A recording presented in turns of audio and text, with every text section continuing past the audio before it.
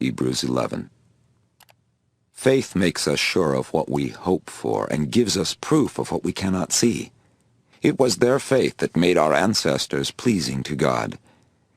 Because of our faith, we know that the world was made at God's command. We also know that what can be seen was made out of what cannot be seen. Because Abel had faith, he offered God a better sacrifice than Cain did. God was pleased with him and his gift, and even though Abel is now dead, his faith still speaks for him. Enoch had faith and did not die. He pleased God, and God took him up to heaven. That's why his body was never found. But without faith, no one can please God. We must believe that God is real and that he rewards everyone who searches for him. Because Noah had faith, he was warned about something that had not yet happened. He obeyed and built a boat that saved him and his family. In this way, the people of the world were judged, and Noah was given the blessings that come to everyone who pleases God. Abraham had faith and obeyed God. He was told to go to the land that God had said would be his, and he left for a country he had never seen. Because Abraham had faith, he lived as a stranger in the promised land. He lived there in a tent, and so did Isaac and Jacob, who were later given the same promise. Abraham did this because he was waiting for the eternal city that God had planned and built. Even when Sarah was too old to have children, she had faith that God would do what he had promised, and she had a son. Her husband Abraham was almost dead, but he became the ancestor of many people. In fact, there are as many of them as there are stars in the sky, or grains of sand along the beach. Every one of those people died, but they still had faith, even though they had not received what they had been promised. They were glad just to see these things from far away, and they agreed that they were only strangers and foreigners on this earth. When people talk this way, it is clear that they are looking for a place to call their own. If they had been talking about the land where they had once lived, they could have gone back at any time. But they were looking forward to a better home in heaven. That's why God was not ashamed for them to call him their God. He even built a city for them. Abraham had been promised that Isaac, his only son, would continue his family. But when Abraham was tested, he had faith and was willing to sacrifice Isaac because he was sure that God could raise people to life. This was just like getting Isaac back from death. Isaac had faith, and he promised blessings to Jacob and Esau. Later, when Jacob was about to die, he leaned on his walking stick and worshipped. Then, because of his faith, he blessed each of Joseph's sons.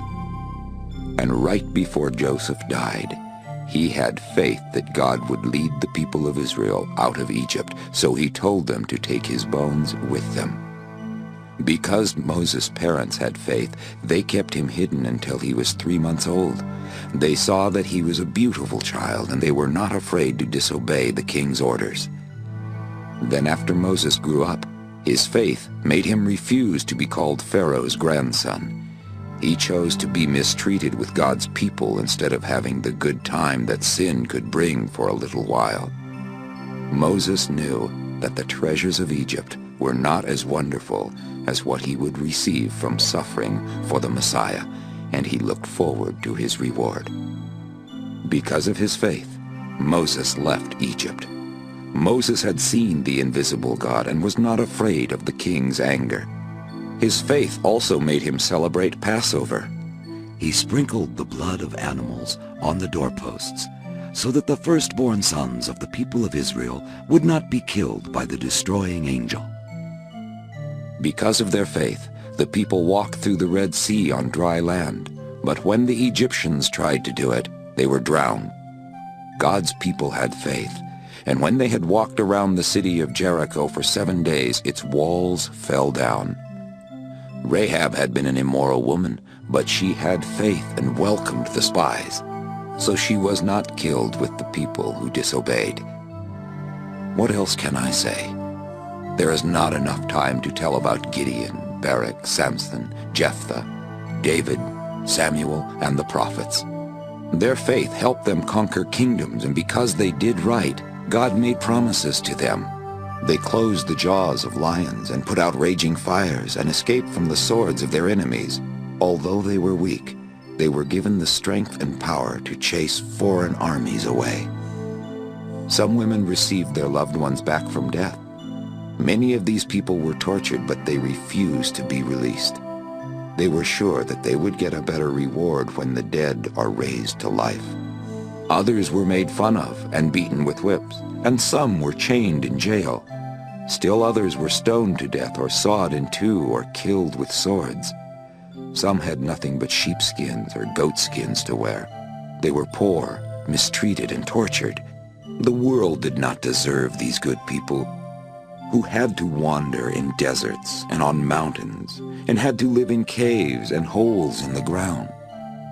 All of them pleased God because of their faith, but still they died without being given what had been promised.